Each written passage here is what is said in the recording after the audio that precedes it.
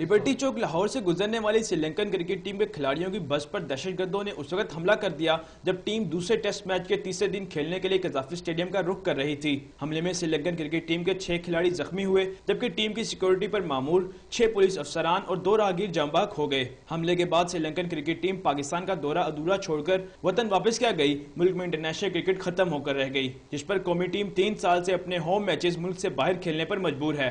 इस सूरत-ए-हाल के पेश नज़र क्रिकेट पंडितों का मानना है कि पीसीबी को भी दूसरे ममालिक की तरह मुल्क में लीग क्रिकेट शुरू करानी होगी, जिससे एक बार फिर मुल्क में इंटरनेशनल क्रिकेट की बहाली की उम्मीद की जा सकती है।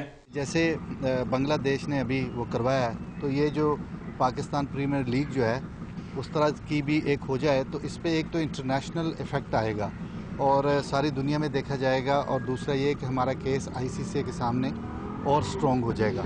ये देखिए कि सारी दुनिया से जो आप क्रिकेटर लेंगे तो वो कोई ज़रूरी नहीं होगा कि वो बहुत वो आप मिक्सचर करके जब खिलाएंगे, और पूरे पाकिस्तान में जब ये मैचेस होंगे तो हमें बहुत ज़बरदस्त मौका है कि हम आईसीसी को अट्रैक्ट कर सकें।